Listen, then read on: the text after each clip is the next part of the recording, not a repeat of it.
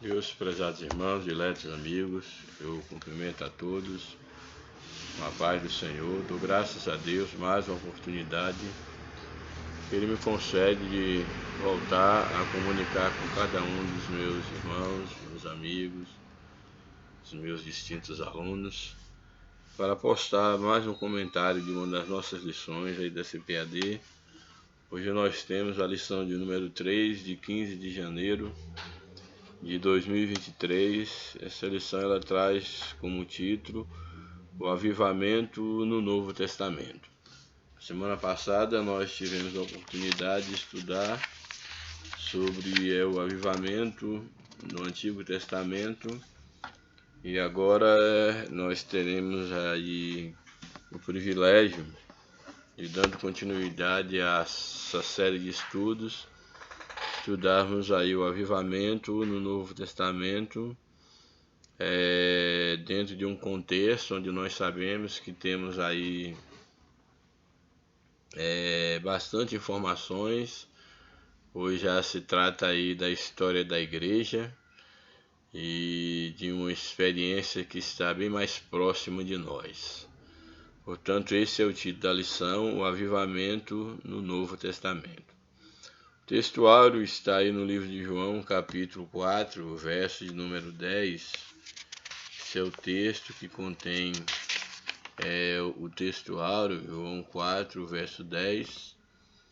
Esse verso 10, ele será aí retomado na leitura bíblica em classe, que estará tratando a partir do verso 15, aí do capítulo 4 de João, até o verso de número, a partir do verso 7 até o verso de número 15. Portanto, esse verso 10, ele reaparecerá.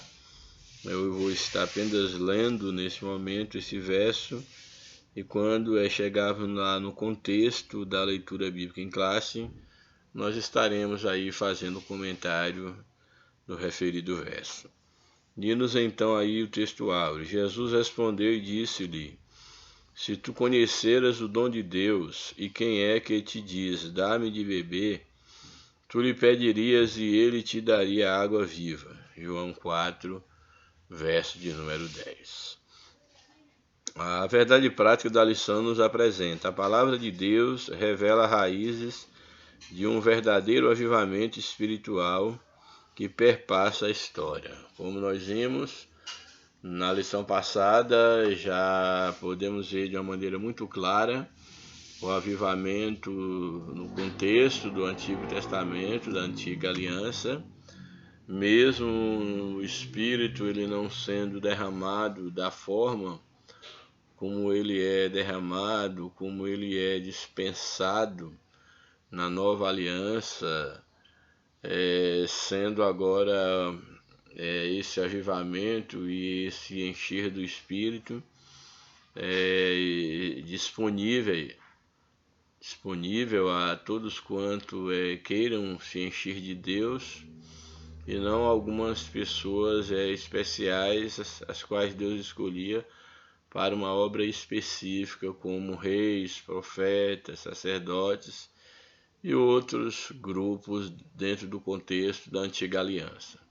Então agora nós vimos que o avivamento ele é uma promessa feita lá em Joel.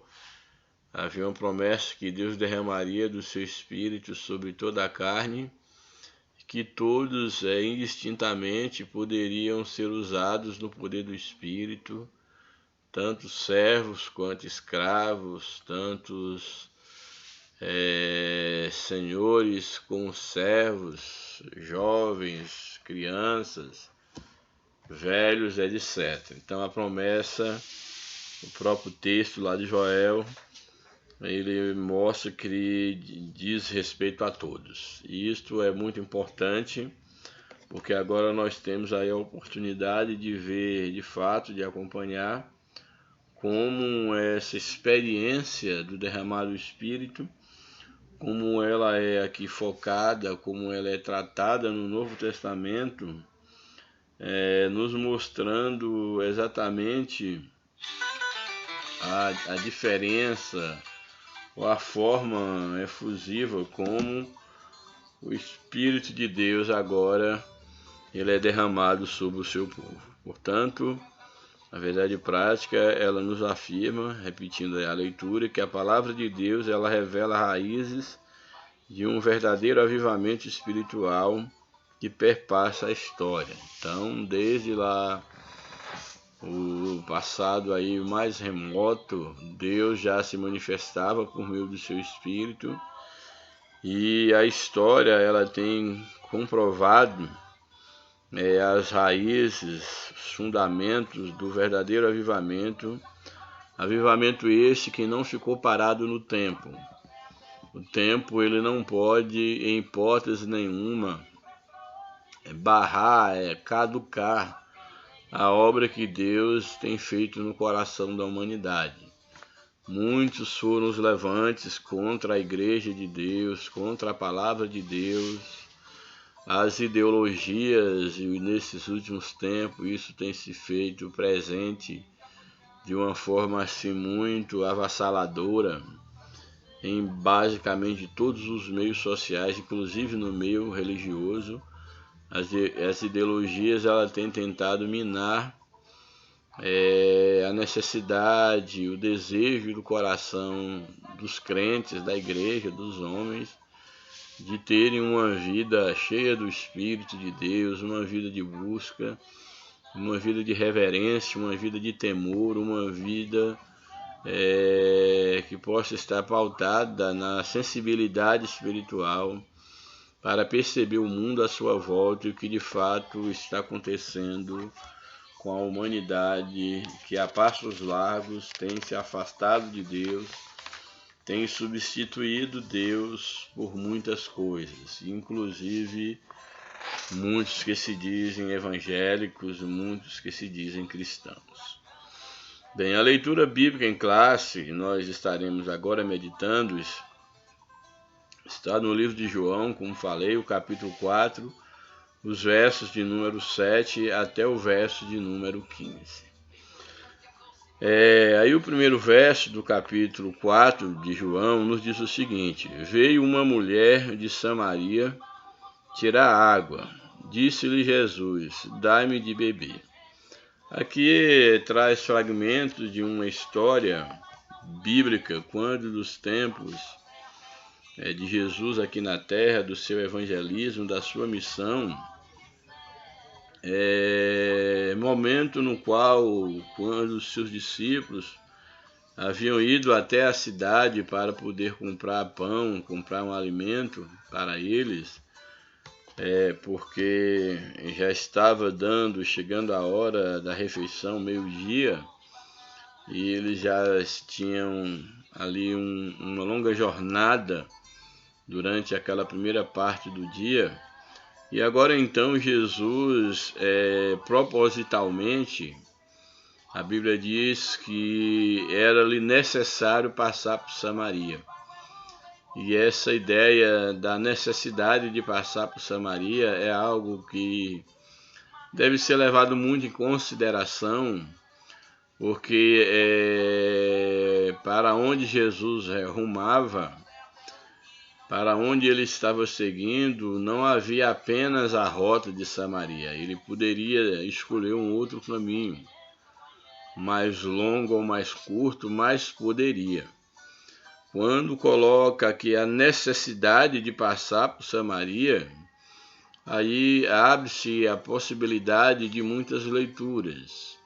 A leitura da necessidade quanto talvez a distância, ser mais confortável, a necessidade no tocante à questão de que ele já precisava alimentar dada a hora do dia, a necessidade de poder ter aquela rota como um ponto de poder, quem sabe, passar por outras localidades que ele queria ganhar tempo com isso.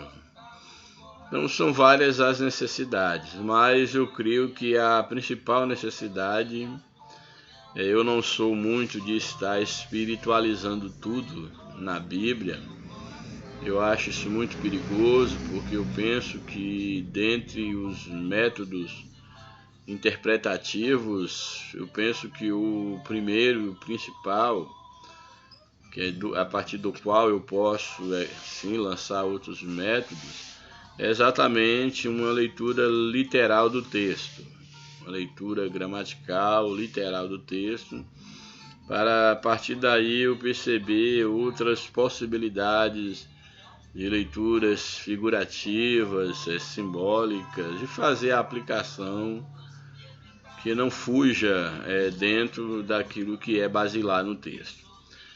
Mas podemos fazer a leitura, como muitos fazem, da necessidade de Jesus passar por Samaria, não uma necessidade física, não uma necessidade necessariamente pela geografia, que facilitaria, quem sabe, a sua continuidade no seu itinerário, quem sabe evitaria ter que passar por arraiais onde tinham pessoas mais hostis, inimigos, etc., o que dificultaria mais a sua passagem. Independente dessas várias possibilidades de leitura, se nós formos analisar dentro do contexto imediato do texto, quando Jesus ele manda os seus discípulos comprar alimento, e dentro de um contexto muito próximo, ele fala que o seu alimento é fazer a vontade de Deus, esse é o seu verdadeiro alimento. E aí, quando eu posso fazer um link dessa afirmação de que o verdadeiro alimento, o alimento de que Jesus mais necessitava, e de que também ele queria que os seus discípulos tivessem essa mesma compreensão, era exatamente alimentar-se da vontade de Deus e levar às pessoas um alimento espiritual. Então, quando o texto ele diz que era necessário Jesus passar por Samaria, eu quero crer, isso já fazendo uma aplicação, e não apenas eu penso dessa forma, que a necessidade que Jesus está dizendo aqui é uma necessidade também espiritual. Ou seja, Jesus, ele, por meio dos dons espirituais, ele pôde receber de Deus esta revelação de que ali teria uma alma muito preciosa que poderia ser alcançada pelo Evangelho, que precisava ouvir uma palavra da sua parte, e que alma como essa, que esta alma, depois de ser alcançada e verdadeiramente se converter a Cristo, seria um canal de bênção para a pregação do Evangelho ali para o seu povo, para ali a região de Samaria. Ela se tornaria uma verdadeira missionária, uma verdadeira propagadora, um exemplo vivo do que Deus pode fazer na vida de qualquer pessoa, inclusive uma pessoa de uma reputação rejeitada, de uma reputação nada atrativa para a sociedade daquele tempo. Bem, então voltando ao texto, o verso 7 diz que Jesus veio uma mulher de Samaria tirar água, isso era ao meio-dia, e disse-lhe Jesus então àquela mulher: dá-me de beber. Aí, verso 8, porque aí no verso 8, o escritor aqui de João, do livro de João, ele vai estar a dizer que o fato de Jesus pedir àquela mulher um pouco d'água era exatamente porque os seus discípulos tinham ido à cidade comprar comida, como já falei, porque estava na hora deles alimentarem. E o verso 9, diante da pergunta de Jesus, ou do pedido de Jesus, dá-me de beber, a mulher então, no verso 9, ela responde: disse-lhe, pois, a mulher samaritana: como sendo tu, judeu, me impedes de beber a mim, que sou mulher samaritana? E aí há aqui um parêntese, dando aqui uma explicativa, uma oração aqui inserida aqui uma subordinada explicativa, adverbial explicativa, dizendo que o fato de a mulher dizer o porquê Jesus pedia a ela de beber, sendo ela uma mulher samaritana, era exatamente porque os judeus eles não se comunicavam com os samaritanos. Eu acho isso aqui muito importante, porque de fato havia uma briga, havia uma divisão entre judeus e samaritanos, uma vez que num contexto passado, quando Israel ele foi tomado, levado ao cativeiro, e Samaria fazia parte da região onde também os judeus viviam e foram também perseguidos, capturados, e essa região em especial, a estratégia daqueles que dominaram sobre Israel foi deixar mulheres, crianças, algumas pessoas nessa região e trazer pessoas gentias que não eram judias, que não pertenciam à nação de Israel, para que pudesse misturar com o povo dessa terra, porque assim estaria gerando uma nova geração de pessoas que não seriam nem puramente gentios e nem puramente judeus, uma vez que a ideia aqui de gentio era o nome dado a todo aquele que não era um judeu legítimo. E essa ideia de misturar, ela tinha como finalidade enfraquecer a cultura judaica, enfraquecer a religião, enfraquecer os princípios morais, éticos da nação de Israel, ou seja, tornar uma nação mista e de uma certa forma fazer com que dentro daquela região tivesse-se uma comunidade gentia, uma comunidade mista e que não representasse tanto um perigo quanto a questão de ser uma nação puramente judia, com essa questão do pertencimento da nacionalidade pura, como também, é claro, em relação aos valores defendidos por aquele povo, aí no caso então ali por Samaria. E daí,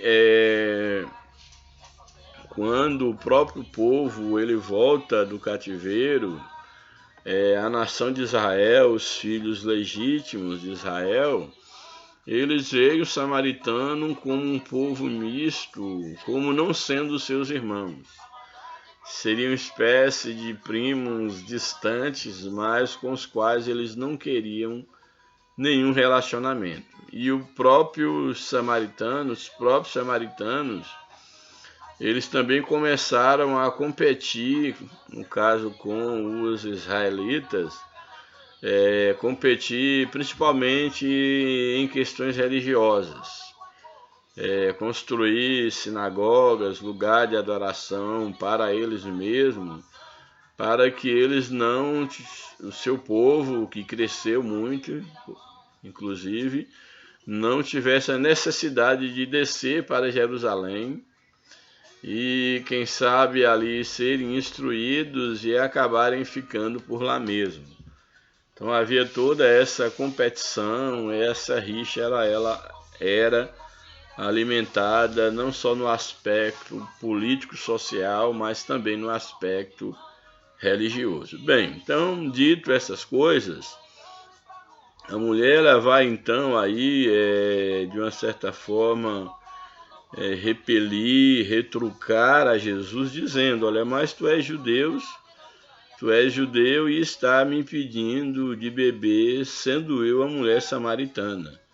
Será que você não sabe que o judeu não se dá bem, não se comunica com um samaritano, ou uma samaritana? Era o que a mulher questionava a Jesus. E além dessa questão da nacionalidade pura, Havia ainda outros, vários, na verdade, entraves que impossibilitaria Jesus estar conversando com aquela mulher, além dela ser uma samaritana. Era o fato da vida duvidosa, da vida moral não aceitável diante daquela sociedade, o que levaria um homem de bem a se comprometer caso estivesse conversando com uma mulher daquela natureza.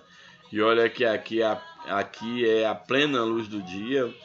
Uma outra dificuldade seria a questão da própria lei, uma vez que um líder religioso, um mestre, um chefe religioso, como Jesus era considerado, ele jamais poderia estar falando com uma mulher e muito menos uma prostituta, como nós vamos ver que o contexto do texto ele vai nos apresentar, apesar de que talvez aqui a gente não veja esses detalhes da história. Então, de certo, era inaceitável, era impensável que Jesus estivesse conversando com aquela mulher.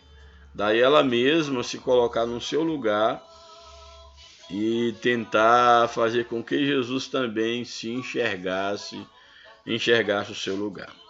Aí o verso de número 10 nos diz o seguinte: Jesus respondeu e disse-lhe.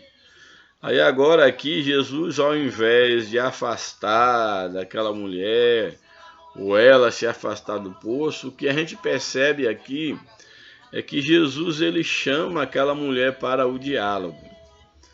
Jesus, como sempre, ele nunca fez acepção de pessoas, ele nunca, apesar de ter o seu grupo de discípulos seleto, o qual ele preparou para uma missão específica, e dentre esses discípulos ainda tem uns mais próximos, com os quais ele podia, vamos dizer assim, contar de uma maneira mais imediata. Mas o certo é que, no geral, a Bíblia diz que ele veio para todos. Ele veio para todos, apesar de que nem todos o receberam, mas todos quanto receberam, ele deu-lhes o direito de serem chamados filhos de Deus. Isso quer dizer que eu e você temos o direito, caso sejamos alcançados por Cristo, nós temos o direito de nos tornarmos filhos e filhas de Deus, adotados pela graça, pelo sacrifício de Cristo, adotados na família de Deus. Bem, então aí o verso 10, Jesus responde e diz-lhe: se tu conheceres o dom de Deus, e quem é o que te diz, dá-me de beber, tu lhe pedirias, e ele lhe daria da água viva.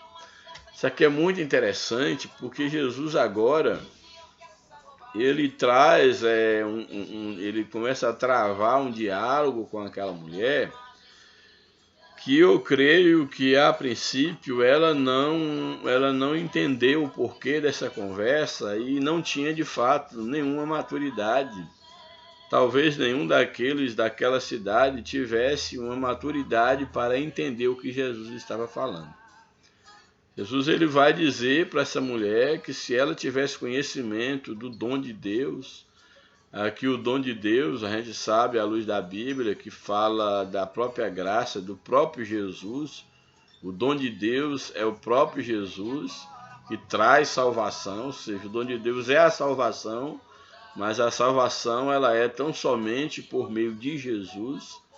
E ela então vai dizer, olha, Jesus então vai lhe dizer, olha, se você conhecesse o dom de Deus, a misericórdia de Deus, a graça de Deus, o favor de Deus, e quem é o que te diz, ou seja, e se você soubesse que quem está falando com você é o próprio Deus encarnado, é o próprio favor de Deus, é o próprio dom de Deus que está falando com você, é o favor imerecível.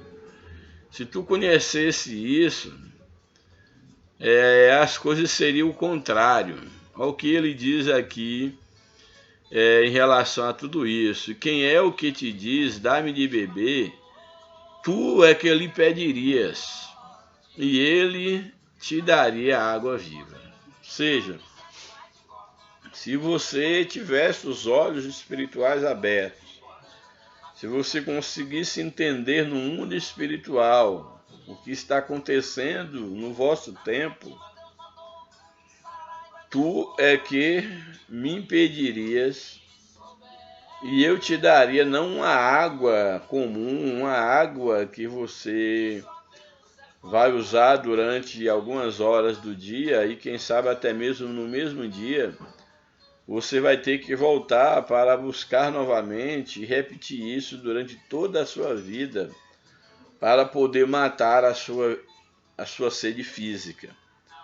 Porém, se tu conhecesses o dom de Deus, tu irias pedir a mim, tu verias em mim que eu sou a própria fonte da água da vida, e tu então pediria dessa água, você experimentaria de mim, desta água, esta água da vida, que jamais você voltaria a ter sede. Você receberia, tu lhe pedirias e ele te daria uma água viva, uma água da qual você experimentaria e nunca mais você teria sede. Uma linguagem um tanto quanto estranha para aquela mulher, apesar de que o texto mostra que, mesmo tendo uma vida fora dos padrões morais da época, mas mostra que aquela mulher também ela tinha uma certa iniciação religiosa. E aí qual foi então a resposta da mulher, a posição da mulher diante dessa afirmação de Jesus? Verso 11, disse-lhe a mulher, Senhor, tu não tens, eu acho interessante que aqui ela chama Jesus de Senhor, aqui um pronome de tratamento, aqui envolve um tratamento aqui, e aqui o texto coloca Senhor com letra maiúscula, isso também faz toda a diferença lexical, semântica. Mas o certo é que ela reconhece Jesus, agora ela chama Jesus de Senhor, é como se colocando como alguém inferior, e ela diz, olha, Senhor, ou talvez, quem sabe, pelo aspecto de Jesus, que era um homem de dores, um homem sofrido, ali do sol, pegava muito sol, andando com os seus discípulos, fazendo a sua missão, certamente barbudo, não tão bem cuidado como alguém da cidade, podemos dizer até assim. Seria alguém ali que mesmo com a idade ali acima dos seus 30 anos de idade, mas certamente já bastante sofrido, já bastante castigado pelo tempo, pela árdua missão, mesmo porque um homem dentro daquele contexto judaico, os homens ali, pela própria questão do clima, da vida muito difícil, eles acabavam envelhecendo muito cedo, mesmo não tendo uma idade avançada. Mas o certo é que, independente do que levou essa mulher a chamá-lo de Senhor, o texto nos diz o seguinte, então ela diz, Senhor, tu não tens com que tirar a água, e o poço é fundo. Onde, pois, tens água viva?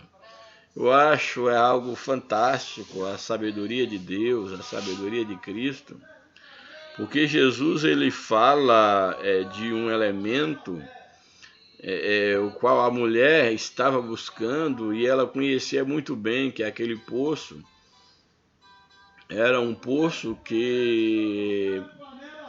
cujo acesso à água era muito difícil, porque era um poço profundo, daí a necessidade de ter uma corda bastante extensa que pudesse, com uma vasilha, alcançar o fundo daquele poço.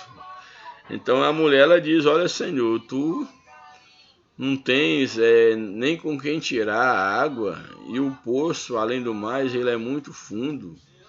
Não dá para simplesmente você agachar e pegar com a mão a água. O poço ele é bastante fundo. E onde, pois, e como, pois, tu terias uma água viva? Até então ainda ela não entendia a ideia da água viva. É claro que ela sabia muito bem que a água era um sinônimo de vida. Seria impossível tanto ela quanto as criações, os animais, as plantas, todo ser vivo, seria impossível eles viverem sem a água. Daí a água também ela ter esse sinônimo de vida. E até então eu creio que ao Jesus dizer que caso ela lhe pedisse, soubesse com quem ela estava falando, ela receberia água viva. Então ela faz a pergunta ainda no nível bastante material, no nível humano, no nível carnal. Então o poço é fundo, e onde, pois, tu tens uma água viva?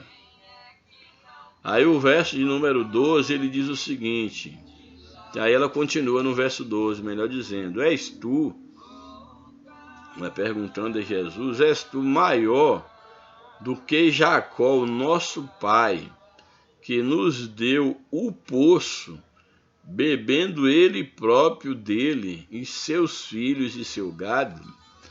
Que é muito, muito interessante, porque nesse verso, no verso 12, traz, de uma certa forma, traz o retrato da história dessa mulher, mostrando que apesar de ser uma samaritana, quem sabe uma mestiça ou não, mas estava numa região onde de fato houve-se propositalmente uma mistura daquela raça para que não se rebelasse contra os seus dominadores, para que não fossem mais judeus legítimos. Ela diz o seguinte, olha, és tu maior do que Jacó, nosso pai? Que a primeira informação que nós temos aqui é que ela se reconhece como descendente de Jacó, como uma judia legítima, um pertencente à nação de Israel, pois ela diz, olha, o nosso pai Jacó, tu porventura és maior do que o nosso pai Jacó.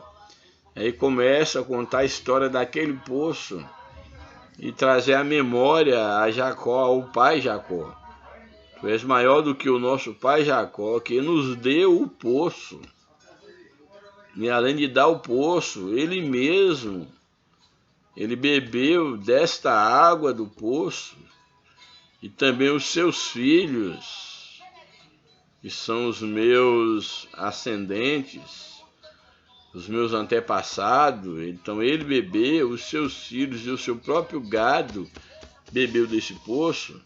E hoje, à primeira vista, nós podemos até ignorar, assim, não levar em consideração o peso do que esta mulher está falando, porque nós vivemos num contexto onde, em primeiro lugar, na cidade, um poço basicamente não é mais usado. E para aqueles que moram na zona rural ou que têm contato, até mesmo na zona urbana, um poço você pode abrir você mesmo, e hoje tem ferramentas que facilitam isso, ou você pode pagar alguém que abra um poço no quintal da tua casa, e você pagando, eles terão ferramenta para fazer isso em poucos dias, e você terá água aí à vontade, em abundância.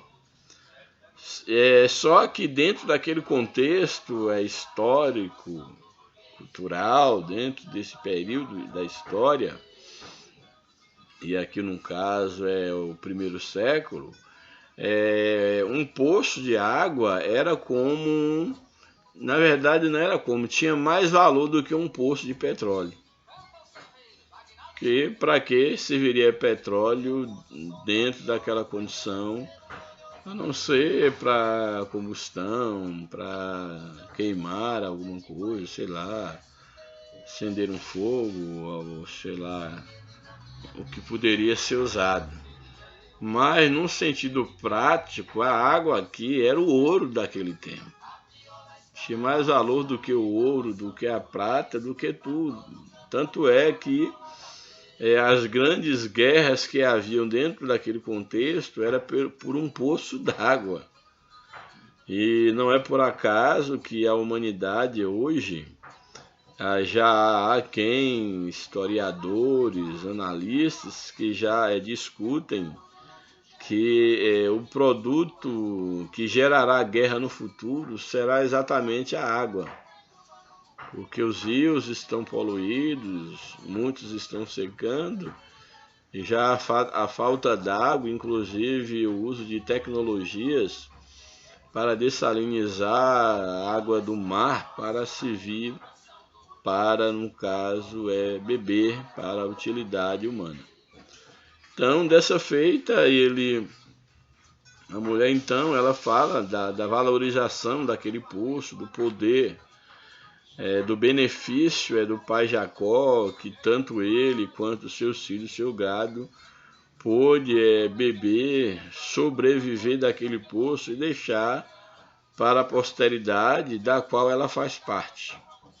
E aí vem o verso de número 13. Jesus respondeu e disse-lhe: olha, qualquer que beber desta água tornará a ter sede. Verso 14. Mas aquele que beber da água que eu lhe der nunca terá sede, porque a água que eu lhe der fará nele uma fonte de água a jorrar para a vida eterna. Mas olha que profundidade. Nesse momento eu creio, e a Bíblia também nos deixa entender assim, que quando Jesus ele começa a utilizar, a falar essas palavras aí a partir do verso 13 até o verso 14, ele já fala de uma maneira diferente. Ele não fala mais como um homem qualquer, como um estranho que está à beira do poço, mas essas palavras elas vêm ungidas com uma unção, com uma graça, com um poder divino, e isso eu posso inferir pelo resultado que essas palavras causaram no coração da mulher. Então Jesus agora é tomado pelo Espírito de uma forma muito ungida, com muita graça, ele vai de fato alcançar, chegar no objetivo, na necessidade dele ter passado por Samaria. Olha o que Jesus vai dizer. Jesus responde e diz-lhe: qualquer que beber desta água que você tanto valoriza, aí do pai, a água do poço, do pai Jacó, da qual ele, seus filhos, animais e todos bebem, mas qualquer que beber dessa água tornará a ter sede, ou seja, esta água ela não dá possibilidade de você viver para sempre. É um tipo de água que ela tem o seu valor limitado, temporário, e que você precisa sempre estar voltando a buscá-la. Mas olha o que ele diz na sequência em relação à questão do que ele tinha para oferecer àquela mulher. Mas aquele que beber da água que eu lhe der, que é a água viva que ele disse que tinha para dar, aquele que beber da água que eu lhe der, nunca terá sede. Aqui agora dá para inferir do texto que os olhos da mulher, os olhos espirituais, eles começam a ser abertos porque ela percebe que água nenhuma tinha condição de matar a sede de alguém a ponto dele não precisar voltar a tomar daquela água novamente. Então, essas palavras atingem a alma, o espírito da mulher, quando Jesus lhe diz: olha, é a água que eu lhe der, quem tomar dessa água, aquele que beber desta água, nunca mais terá sede, porque essa água que eu der, o que eu lhe der, fará nele uma fonte de água que jorra para a vida eterna. Ou seja, assim como esse poço, ele está jorrando água há tanto tempo e vocês têm que estar buscando essa água continuamente, mas que inclusive esse poço ele pode correr a possibilidade de deixar de dar água, de parar de dar água um dia. Porém, dessa água que eu lhe der, será o contrário. Uma gota dessa água, beber um pouco dessa água, fará com que nasça no interior da pessoa um poço de água viva que jorra para a vida eterna. Eu acho aqui bem interessante é porque Jesus, ao falar dessa água, ele não está dizendo de que a mulher bebesse o poço, mas bebesse da água do poço que ele traria. Porque o poço aqui da água da vida eterna é o próprio Jesus que fala com aquela mulher. E aquele que beber de Cristo, ele passa a ser uma extensão, ter na sua vida a extensão da vida de Cristo. E assim como um Cristo é um poço inesgotável, você passa a ser um filete, uma parte desse poço que passará a beneficiar outros com a água viva que jorra do poço original, que é Jesus. Isto é maravilhoso. Porque olha o que o texto diz, olha, porque a água que eu lhe der se fará nele uma fonte. A água se tornará numa fonte, não é apenas um copo d'água, não é apenas um goto d'água. É uma água que transformará numa fonte, fonte essa que por sua vez vai jorrar para a vida eterna. E aqui agora entra a ideia da vida eterna, da vida espiritual, de uma vida não mais limitada ao julgamento humano, como aquela mulher era julgada, e como o próprio Jesus era julgado enquanto judeu. Então Jesus está dizendo, olha, eu vou lhe dar uma água, só que essa água é espiritual. E essa água, ela vai, ao entrar no teu organismo, e aqui o organismo toma no teu espírito, na tua alma, no teu corpo também, já que espírito e alma e corpo devem ser conservados para Deus, Jesus está dizendo que quando você experimentar dessa água, nascerá em você uma fonte que jorra para a vida eterna, ou seja, esta água ela te conduzirá, ela te ligará para a vida eterna e você será uma fonte de bênção, de vida para todos aqueles que te cercarem. Você terá dentro de si uma fonte de água viva, por meio da qual você pode matar a sede de muitos. Você pode matar a sede de muitos, como agora você está tendo a sede dessa água da vida.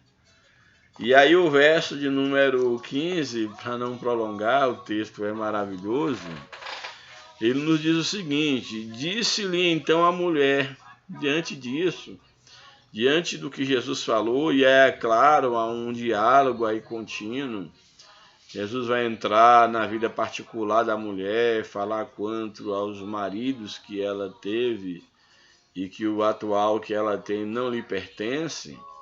Mas o que eu acho interessante é que dentro desse contexto específico da água da vida, A mulher então ela responde a Jesus: Senhor, e agora novamente o termo Senhor com letra maiúscula diz o seguinte: Senhor, dá-me dessa água, para que não mais tenha sede e não tenha que tirá-la. Ou seja, se ela entendeu plenamente ou não, o certo é que no mínimo ela acreditou no que Jesus falou e pediu a Jesus que desse a ela daquela água para que ela não tivesse mais sede e não precisasse voltar ao poço ali de Jacó, aquele poço para tirar água todo dia.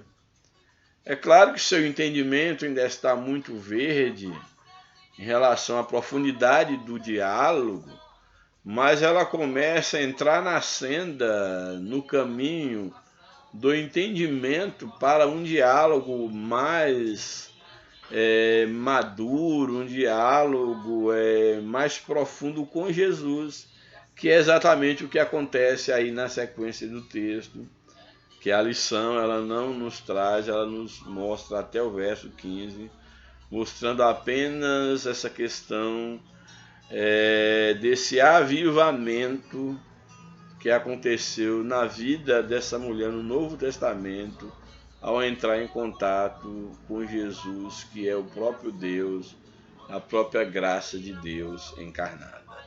E aí, caso você tenha interesse, você pode ler aí todo o capítulo 4 do livro de João, e você vai perceber o diálogo de Jesus com essa mulher, e como ela, de fato, ela se converte a Cristo, se torna uma missionária, vai até a sua cidade avisar que havia encontrado um profeta que havia dito tudo sobre a sua vida. E é interessante que essa mulher, ao contar na cidade, ela não foi ignorada.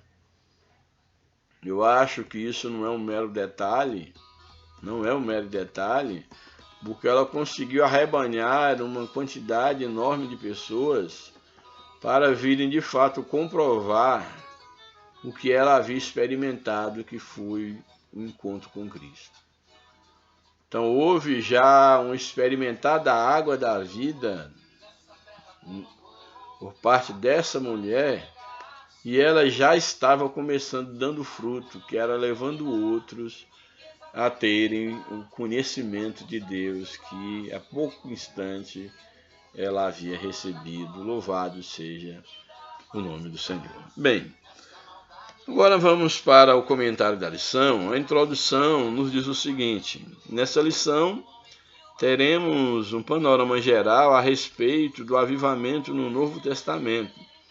Estudaremos o avivamento trazido por Cristo mediante aos homens comissionados por ele para proclamar a mensagem de boas novas para Israel e o mundo.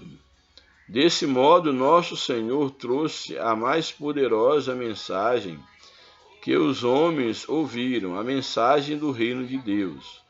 Os apóstolos do Senhor transmitiram essa gloriosa mensagem por meio de epístolas e livros. Aqui é uma síntese do que a lição promete, está aqui dentro do comentário. Pelo que se percebe, o texto básico em si, que já trabalhamos, ainda bem que já trabalhamos, ele parece não ser explorado na lição, ele é quase que abandonado na lição, o que eu acho algo muito negativo, porque um texto ele não pode ser apenas um pretexto dentro de um tema, ele é o coração do tema. Mas a lição então, ela começa de uma forma teórica, ela mostrar os avivamentos nos evangelhos de uma forma muito panorâmica, e eu estarei apresentando aqui o que a lição tem de proposta, mas deixando bem claro que o que de fato me interessava a nível de mostrar essa experiência de avivamento desta mulher com Jesus e toda a cidade também ali boa parte daquela cidade experimentou esse mesmo avivamento, apesar de não ter lido o texto, mas você pode continuar lendo o texto em sua casa. Bem, então aí o primeiro tópico da lição, avivamento nos evangelhos. O Novo Testamento é a revelação última de Deus para o mundo. Abordamos primeiramente o avivamento em João, pois sua mensagem é a mais objetiva da parte de Cristo para uma missão gloriosa entre os homens. Então aqui a lição ela propõe abordar o avivamento no Evangelho de João, que não faz parte aí do grupo dos evangelhos chamados sinóticos, que tem a mesma sintonia, basicamente falam do mesmo assunto, porém com foco narrativo, um foco de expectativa, um foco histórico, com algumas diferenças, mas que de fato falam do mesmo assunto. Daí serem sinóticos, estarem em sintonias. Então, que o autor ele diz aqui sobre os avivamentos nos evangelhos, começando pelo Evangelho de João, que seria, no caso aí, na organização da Bíblia, na nossa organização, seria o quarto Evangelho. Bem, o avivamento em João. O Evangelho de João foi escrito entre os anos 80 e 95 depois de Cristo, portanto aí no primeiro século da era cristã. Sua abordagem difere dos outros 3 evangelhos, daí não considerarmos esse Evangelho de João como um livro sinótico, ou seja, semelhante aos demais. No encontro de Jesus com a mulher samaritana, uma água diferente revelada aos homens, mas aquele que beber da água que eu lhe der, nunca terá sede, porque a água que eu lhe der se fará nele uma fonte que jorra para a vida eterna. Esse versículo é o resumo da missão redentora de Jesus, preencher o vazio da alma com a salvação, sanar as necessidades espirituais e emocionais do ser humano. Só Jesus pode fazer isso. Esse encontro entre o Salvador e a mulher samaritana mostra que o fruto da mensagem divina traz vida aos que estão mortos espiritualmente. Esse é o maior de todos os avivamentos que uma pessoa pode experimentar. É interessante aqui a abordagem que o comentarista faz aqui do texto que nós fizemos, que levamos um tempo maior aí comentando, mostrando esse avivamento em João, esse avivamento, vamos dizer assim, pessoal, de uma mulher que recebe a água da vida. E esse versículo ele é apresentado na lição, ele é tomado como sendo uma amostra, não sendo o resumo da missão redentora de Jesus, que ele veio exatamente para preencher o vazio da alma do homem, o vazio de salvação, a necessidade de salvação. Ele veio sanar as necessidades espirituais, e aqui o comentarista acrescenta também emocionais. Claro que Jesus ele quer atingir o homem como um todo, no seu espírito, na sua alma, também no seu corpo.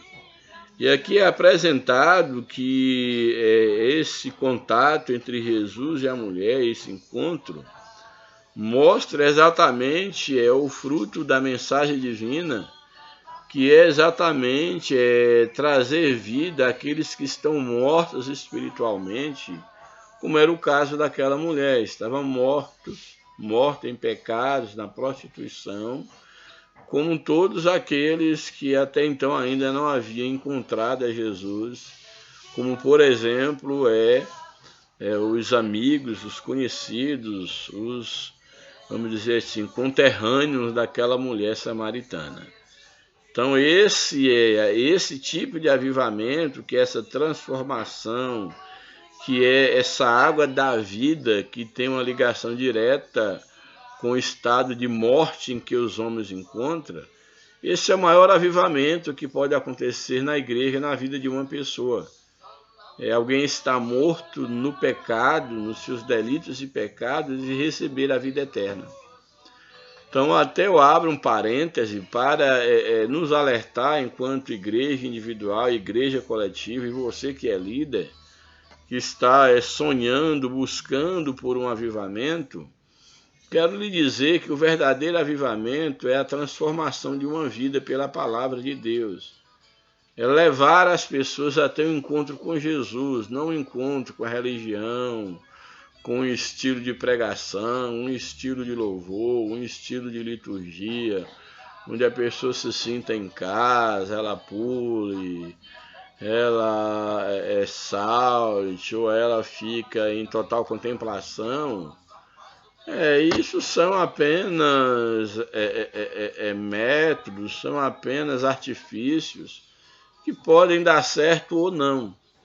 Mas o verdadeiro avivamento, a igreja experimentará um verdadeiro avivamento quando cada crente individualmente ter um encontro com Cristo.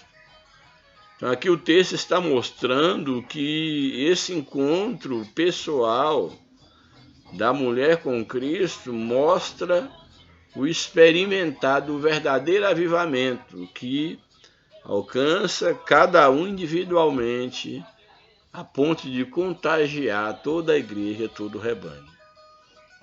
Essa ideia de avivamento de rebanho, como se por carregação o Espírito vai tomar todo mundo vai se transformar numa nova criatura, vai ter uma vida diferente porque recebeu essa carga de poder. Isso é algo, não estou dizendo que isso não possa acontecer, e sabemos que no passado aconteceu, quando cerca de 120 pessoas estavam ali no cenáculo, todos foram cheios do Espírito, mas também é necessário observarmos quantos depois daquela experiência, de fato, permaneceram cheios do Espírito e fizeram, de fato, a obra de Deus.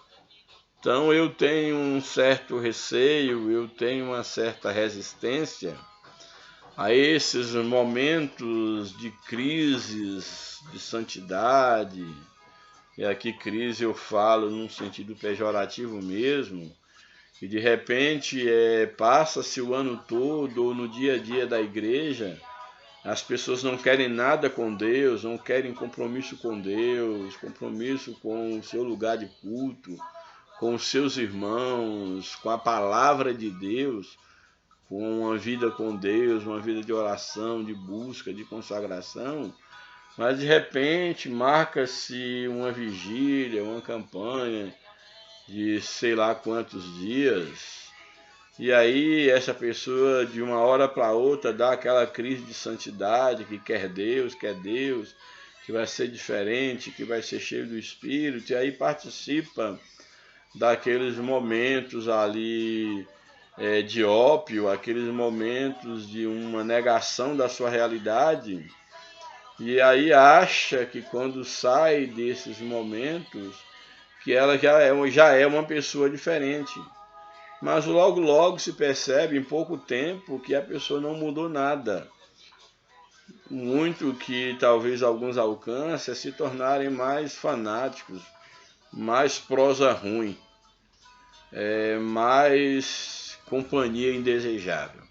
Então, não creio nesse tipo de avivamento, mesmo porque, à luz da Bíblia, o que a Igreja de Cristo espera é que nos últimos tempos que precedem o arrebatamento da Igreja, os sinais que acontecerão será de uma grande apostasia, de pessoas abandonando a fé, como está acontecendo, pessoas que estão deixando de congregar e que não sentem a menor falta de ir, estar ou não estar no lugar de culto. Não estou dizendo com isso, repito o que falei em outra lição, não estou dizendo com isso que para você ser salvo, para você servir a Deus, você tem que participar de uma igreja necessariamente, mas uma coisa é você não ter condição de congregar por N motivos. Outra coisa é você ter condição de congregar, mas ser tomado pelo capricho, por uma autoimagem de si mesmo ou de si mesma, de que todo lugar tem defeito e que você é o melhor em qualquer lugar, então não é um lugar que encaixe você, quando na verdade quem é o problema é você. Porque por mais que exista um lugar perfeito, onde você chegar, onde eu chegar, por eu ser imperfeito, por você ser imperfeito, você estragará o ambiente, estragará aquele lugar. Então, admita as tuas imperfeições e humildemente contribua com o crescimento do grupo. Se você percebe que há alguns que ainda não amadureceram, que são neófitos, infantis, inclusive a liderança, seu papel não é de criticar ou de ficar em casa, seu papel é de, dentro da medida do possível, sem jamais querer combater ou mudar o sistema, que isso não acontece, isso não muda. Tenho experiência vasta em relação a isso, mas que você seja parte na mudança que todos precisem. Bem, na sequência aí do texto, aí no verso subtópico 2, então, aí fala, como eu já falei, no primeiro subtópico, fala sobre o avivamento em João, o maior avivamento que a Bíblia pode apresentar é um avivamento de uma pessoa individual, onde ele experimenta essa transformação de vida. O segundo tópico, avivamento em Mateus. Aqui falou do avivamento no Evangelho de João, agora vai falar avivamento no Evangelho aqui, no caso de Mateus, no Evangelho de Marcos, e por fim no Evangelho de Lucas, e é claro, e em Atos dos Apóstolos. Bem, aí no livro de Mateus nos diz o seguinte, o avivamento em Mateus. O Evangelho de Mateus foi escrito cerca de 60 depois de Cristo. É considerado o Evangelho do Reino, ou o Evangelho do Rei, que nele Jesus é apresentado como um rei, enquanto em João Jesus ele é apresentado como o Verbo, a sabedoria, o Logos encarnado. As expressões reino dos céus, reino, reino de Deus, aparece mais de 30 vezes no contexto. O propósito primário de Mateus é revelar aos judeus e depois ao mundo que Jesus é o Messias prometido no Antigo Testamento por meio dos profetas. Assim, Mateus revela o real avivamento que o mundo poderia vivenciar. Então, o propósito do livro de Mateus, quanto ao avivamento, é mostrar que o Messias prometido, aquilo que era esperado desde o Antigo Testamento, o rei que haveria de vir para tornar eterno o trono de Davi, era exatamente esse rei, esse Messias, que veio trazendo a mensagem do arrependimento do homem, da necessidade do homem voltar-se para Deus. Portanto, o verdadeiro, o real avivamento que o mundo poderia experimentar era exatamente o Cristo, o Messias, apresentado no livro de Mateus. Aí então o subtópico 3 fala do avivamento em Marcos.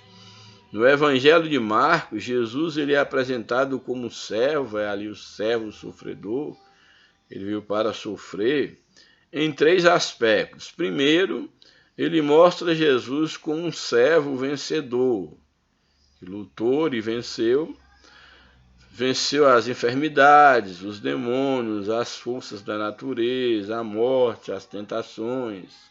Sempre, e segundo momento, segundo aspecto, o evangelista apresenta Jesus como um servo. Aqui ele colocou, no primeiro momento, um servo vencedor, que venceu todos esses embates, mas também ele é um servo sofredor, que sofreu as agrúrias, sofrimento, a cruz, a rejeição, foi maltratado pelos líderes judaicos, sacerdotes, traído pelo seu próprio povo, judeus, Um de seus discípulos, Judas, o traiu, foi humilhado pelos soldados romanos, e aí traça todo esse cenário que Marcos apresenta Jesus, porém tudo isso, o seu sofrimento, a sua vitória, tudo isso e o seu triunfo, que é o terceiro motivo aqui apresentado. O terceiro, Marcos apresenta Jesus como um servo triunfante, ou seja,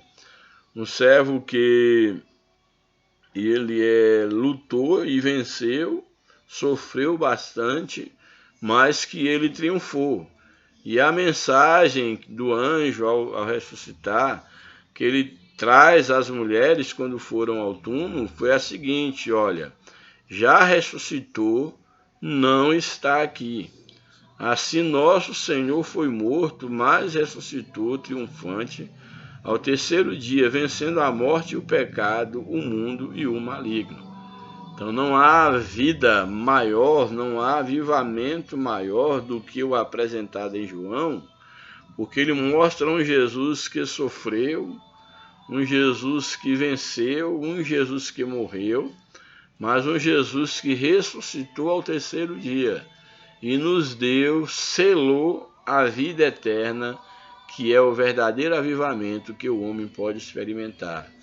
É ter total garantia de que agora ele está seguro em Cristo, porque Jesus não apenas sofreu, venceu os sofrimentos e morreu, mas Jesus também ele ressuscitou para a nossa glorificação, para a nossa justificação. A Bíblia diz que ele morreu pelo perdão dos nossos pecados e ressuscitou para a nossa justificação. Louvado seja o nome do Senhor. E por fim, o Evangelho de Lucas, o avivamento em Lucas. O Evangelho de Lucas, o médico amado, que era Lucas, o escritor, é considerado o Evangelho do Filho do Homem, mostrando Jesus, a humanidade de Jesus. Então, o Evangelho do Filho do Homem é assim definido pelos estudiosos.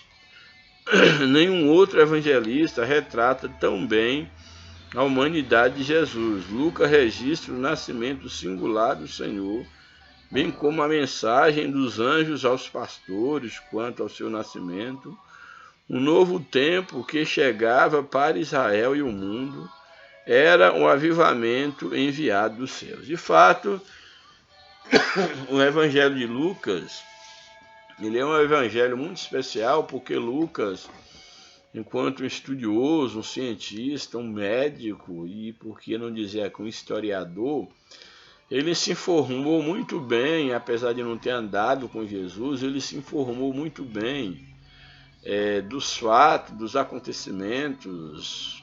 Ele entrevistou aqueles que andaram com Jesus, seus discípulos. Ele pôde se inteirar do fato, ele agiu inclusive um mecenas, alguém que de uma certa forma bancava os seus estudos, e ele faz assim como ninguém. Ele é um evangelho que traz assim de uma forma bem acurada, de uma forma bem historicizada aquilo que aconteceu com Jesus. Então aqui pelo médico, esse médico amado, ele é considerado, aqui ele traz Jesus enquanto Filho do Homem, pelos estudiosos, ele é aquele que mais retrata com mais fidelidade a humanidade de Jesus. Mostra não Jesus apenas como um Deus, mas principalmente um Jesus histórico, um Jesus humano, de carne e osso, que viveu, morreu e, é claro, ressuscitou. Bem, e aí o segundo tópico da lição, eu vou correr um pouco, minha garganta já está um pouco agitada e já temos aí mais de uma hora de comunicação, de conversa. Aí o tópico 2 fala o avivamento nos Atos dos Apóstolos. É interessante porque Atos dos Apóstolos, inclusive este livro é um dos livros muito importantes no Novo Testamento, que toda a igreja deve ler, porque o livro de Atos dos Apóstolos há um tempo remoto, há um tempo bem distante, era inclusive conhecido como Atos do Espírito Santo, era um dos nomes dados a esse livro, até se tornarem Atos dos Apóstolos, mas deixando bem claro que os Atos dos Apóstolos registrados no livro de Atos, na verdade são Atos do Espírito Santo, porque é tudo aquilo que os apóstolos fizeram na unção, no avivamento, na graça do Espírito Santo. Louvado seja Deus. Bem, então o avivamento nos Atos dos Apóstolos. A mensagem do livro de Atos transcende a história da igreja primitiva. Ela mostra que o Evangelho ultrapassou as fronteiras de Israel, chegando agora aos gentios de maneira impactante e avivada. É muito interessante porque o livro de Atos dos Apóstolos, ele não vai, diferente dos evangelhos, de todos eles, ele não vai ficar limitado a contar a história de Jesus e seus seguidores, restrita ali à região de Israel, da Judéia, ali de Samaria, a região de Israel. Ele não vai ficar limitado a isso. O livro de Atos ele tem como propósito mostrar que esse evangelho que nasceu como um grão de mostarda, uma pequena semente, que ali de Israel foi atingindo ali os arredores, toda ali a Judéia, Samaria, e aqui o Evangelho de Atos mostra como esse Evangelho, esse grão de mostarda, se tornou uma grande árvore e pôde alcançar o mundo de então. E hoje nós somos também resultados do raio do poder do Evangelho, do avivamento, o verdadeiro avivamento que veio por meio do Evangelho de Cristo, que foi transmitido aos seus apóstolos, que por sua vez foi transmitido à igreja, e a igreja continua, nós continuamos dando sequência a essa grande obra. Bem, então nós temos aqui o avivamento em Atos dos Apóstolos, o avivamento que ultrapassou os limites, as fronteiras de Israel, chegando até os gentios, que são todos aqueles que não eram judeus. Então todo aquele que não era judeu era gentio. Ou seja, o mundo dentro daquela época era dividido entre gentios e judeus.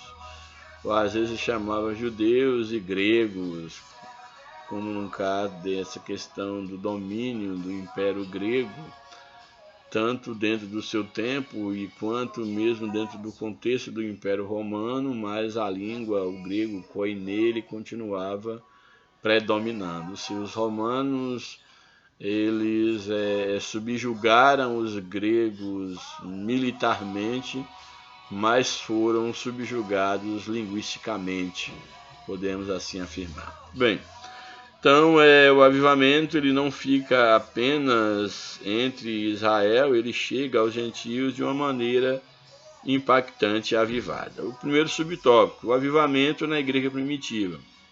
No primeiro capítulo de Atos, o Evangelho registra as palavras de Jesus quando nosso Senhor disse aos apóstolos, Jesus já ressuscitado, em sua despedida: vós sereis batizados com o Espírito Santo não muito depois desses dias, daí a necessidade deles permanecerem na cidade de Jerusalém até que a promessa viesse a se cumprir.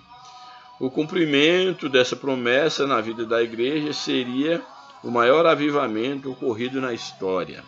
Nós vimos sim que esse foi o maior avivamento da história, quando todos estavam reunidos no cenáculo, no mesmo lugar.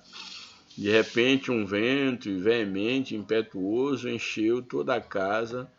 Todos foram batizados com o Espírito Santo e começaram a falar em novas línguas. Esse foi o grande avivamento do qual surgiu, espraiou para todos os demais avivamentos no mundo e que continua acontecendo até hoje. Subtópico 2, a descida do Espírito Santo. O batismo no Espírito Santo, registrado em Atos 2, é o cumprimento da promessa de Deus feita cerca de 835 anos antes de Cristo. Então, mais de 800 anos antes, lá em Joel, Deus havia prometido que derramaria do seu espírito sobre toda a carne. Os velhos profetizariam, teriam visões, jovens, crianças, todos seriam usados pelo Espírito Santo. Isso foi profetizado 835 anos antes. E aqui está cumprindo. Louvado seja Deus. Esse evento trouxe um avivamento espiritual no nascimento da igreja. Como muitos defendem, a igreja ela é inaugurada oficialmente. Ela nasce no dia de Pentecoste, nasce no fogo, nasce no poder do Espírito. Louvado seja Deus. Antes da chegada do Espírito Santo, nosso Senhor reuniu os discípulos e deu-lhes a grande comissão, que era a ordem de ir pregar o evangelho a toda criatura. Eles tinham essa ordem. Porém, essa ordem não era suficiente. Era necessário que eles tivessem poder para poder, de fato, colocar essa missão em prática. E isso acontece exatamente com o encher do Espírito. Louvado seja Deus. Então, antes da chegada do Espírito Santo, nosso Senhor reuniu os discípulos, deu-lhes a grande comissão. Dias depois, receberam o cumprimento da gloriosa promessa, que foi o batismo com o Espírito, quando foram cheios do Espírito Santo para executar a grande comissão. Para pregar o Evangelho é preciso receber avivamento que vem do alto, aqui afirma o comentarista. Então, agora cheios do Espírito, aqueles discípulos que antes eram tímidos, haviam fugido, quando da prisão de Jesus, estavam escondidos, agora eles podiam sair com ousadia, e basicamente quase todos eles morreram por causa do Evangelho. O próprio João não chegou a morrer, mas chegou a ser, segundo a história, jogado dentro de tacho de azeite, isolado na ilha de Patmos, onde ele recebe ali a revelação do Apocalipse, mas todos eles padeceram pelo nome de Cristo. E, finalmente, o último tópico da lição, o avivamento nas epístolas e no Apocalipse. Falamos do avivamento no Evangelho, nos Evangelhos, 4 Evangelhos, o avivamento no livro de Atos dos Apóstolos. E aqui agora o texto, o último tópico da lição, propõe mostrar que esse avivamento ele acontece nas epístolas, tanto as epístolas gerais quanto as epístolas pessoais, e também no livro do Apocalipse. Ou seja, em toda a Bíblia, desde o Antigo ao Novo Testamento, nós temos a presença do avivamento entre os homens. O avivamento nas epístolas e no Apocalipse. Nas epístolas paulinas, após a sua dramática conversão, o apóstolo Paulo passou por uma radical transformação de vida. De perseguidor de Deus, Deus o transformou em pregador e apóstolo e doutor dos gentios. Como nós sabemos, quem Paulo era no passado, Saulo, perseguidor, mas que agora passa a ser perseguido por causa do evangelho, que antes ele perseguia, mas agora ele defendia, ele pregava. Não por acaso, ele escreveu, Paulo, 13 cartas entre igrejas e pessoas, ou seja, carta para a igreja e para pessoas específicas. Em suas epístolas destinadas às igrejas, podemos destacar temas como ele trata da justificação apenas pela fé, em Romanos 5, verso 1, trata da salvação, em 1º e em 2 Coríntios, a transformação do corpo, por ocasião da volta de Jesus, lá em 1º e em 2 Tessalonicenses, muito importante esses textos. Então trata aí da transformação do corpo, Também, por ocasião da volta de Jesus, essa transformação se dará. Está lá em 1 Tessalonicenses 4, 16, 17. Fala do advento da alegria dos salvos em Filipenses, do advento de Cristo, a volta de Cristo, a alegria dos salvos para essa sua reunião com Cristo.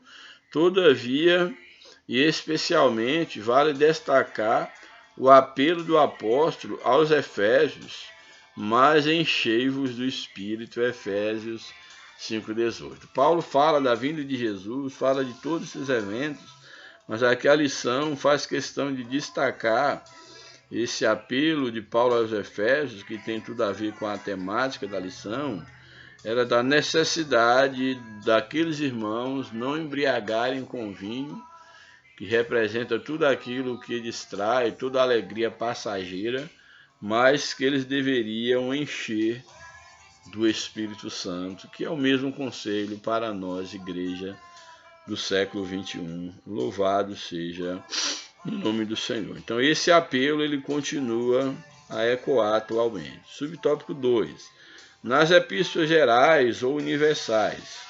As epístolas universais apresentam 8 documentos, aparentemente sem perspectivas avivalistas. Elas revelam princípios que dão suporte à verdadeira vida cristã. Isso aqui é interessante, que essas epístolas gerais, que essas epístolas não paulinas, apesar de não falarem do avivamento em si, mas elas falam da vida cristã, do caráter, da ética, da conduta cristã, que é peculiar a alguém que tem uma vida avivada. Não há como você dizer que você experimentou de fato um avivamento da parte de Deus quando a sua vida ela deixa muito a desejar. Há muitos que estão aí falando em línguas, profetizando, mas têm uma vida totalmente atrapalhada, errada. São verdadeiros vigaristas, vagabundos. E isso não condiz com alguém que tem uma vida avivada, verdadeiramente avivada pelo Espírito Santo. Então a ideia aqui é essa, que apesar dessas epístolas, elas não reportarem a questão do avivamento, elas falam da verdadeira vida cristã. Essas epístolas revelam a supremacia de Cristo em todas as esferas da vida, o valor da fé, da salvação, acompanhada de boas obras, o valor da santificação, do amor de Deus derramado em nossos corações enquanto salvos. Esses princípios apontam para uma vida cristã avivada, louvado seja Deus. E por fim, o último subtópico vai falar sobre o avivamento no livro do Apocalipse, que é o último livro aí da nossa Bíblia. É o último livro da Bíblia, aí, que é o Apocalipse, escrito entre os anos 90 e 96 depois de Cristo, ainda no primeiro século, traz revelações singulares a respeito dos fins dos tempos. A revelação de Cristo glorificado, apresentada em Apocalipse, no capítulo 1, verso 1, a revelação de coisas passadas, a revelação de coisas em relação à igreja, em relação às nações, o arrebatamento da igreja, o tribunal de Cristo, a entrega dos galardões, as bodas do Cordeiro, depois de 7 anos, em que haverá a grande tribulação aqui na terra, o tribunal de Cristo, enquanto acontece a tribulação aqui na terra, haverá nos céus então o tribunal de Cristo e as bodas do Cordeiro. Jesus depois disso voltará em glória e será visto por todos os habitantes da terra, onde todo olho verá, segundo Apocalipse aí 1:7, e ele dará fim então à grande tribulação e implantará gloriosamente o seu reino milenial, que será 1000 anos do governo de Cristo, e nesse dia o mundo viverá o maior e último avivamento da história. Que é interessante, está mostrando que o milênio é o maior e o último avivamento da história. Será o momento quando Satanás será preso, O próprio Cristo governará sobre Sião, as nações irão buscar o conhecimento em Sião, buscar a sabedoria para encherem-se de Deus, e porém será o último período de prova, o último avivamento, o último período de prova. Infelizmente também muitos falharão nesse princípio. E aí depois, nesse período, e depois de tudo isso, haverá então a criação do perfeito estado eterno, dos novos céus e da nova terra, que aí agora nós não precisaremos mais de avivamentos e avivamentos, que nós estaremos em Deus, nós nos perderemos em Deus para sempre, teremos um novo nome, uma nova identidade, uma nova pátria perfeita para sempre. Conclusão: o Novo Testamento é a revelação de Deus para a sua igreja e a mensagem de salvação para toda a humanidade. Por isso, ao longo desse divino documento, podemos perceber a vontade de Deus para um avivamento genuíno do seu povo. No geral, o Novo Testamento revela o plano de Deus para o mundo, bem como suas diretrizes para que a igreja exerça de maneira avivada a sua missão na terra. Esse é o objetivo do Novo Testamento, que é o tema da nossa lição, Avivamento no Novo Testamento. É ensinar a igreja qual é o plano de Deus para o mundo e que ela faz parte desse plano, receber as diretrizes de como executar esse plano e, por fim, ter uma vida avivada para que ela cumpra com êxito a sua missão na terra e para que o mundo seja alcançado pela graça e pelo poder do nosso amado e poderoso Jesus. Que Deus os abençoe, que o Espírito de Deus continue falando ao teu coração. Se você sentir de compartilhar esse vídeo, compartilhe, faça aí uma campanha, uma jornada para termos mais pessoas inscritas no nosso canal. Ainda sequer temos ainda 500 pessoas inscritas, e isso não é para a minha glória ter um número maior, porque eu tenho meu emprego, não preciso disso, nem ganho nada por vídeo nenhum que posto no YouTube, mesmo porque não tenho nem inscritos para isso. Mas seria interessante que essa mensagem que procuro fazer com a maior seriedade possível, o maior zelo possível e temor de Deus, seria interessante se esse evangelho, se esse canal ele tivesse um alcance maior. Quem sabe 1.000, 2.000, 1 milhão de pessoas, não sei. Mas é um trabalho que eu não posso fazer sozinho, não posso.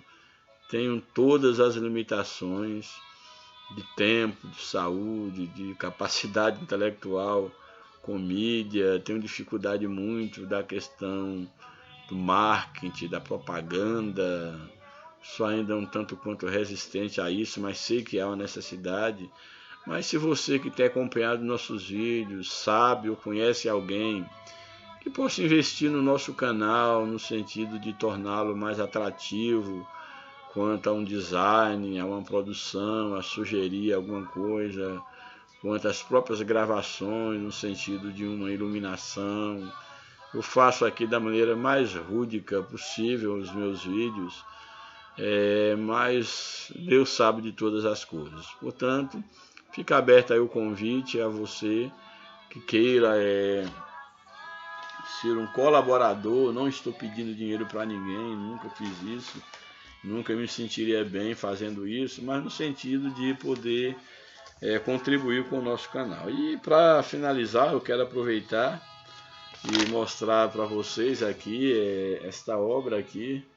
Depois vou fazer, tentei aqui, mas não consegui. Vou pedir ajuda à minha filha. É um livro do qual eu tenho uma participação aí. Esse livro ele foi agora publicado pelas edições da UESB, a Universidade Estadual aqui do Sudoeste da Bahia, uma editora bastante conceituada, e eu tive o privilégio de escrever um capítulo nesse livro, é o capítulo de número 6, É bastante interessante. Esse não é um livro teológico, não é um livro evangélico, ele é um livro secular, porém ele traz informações bastante interessantes dentro do campo da filosofia.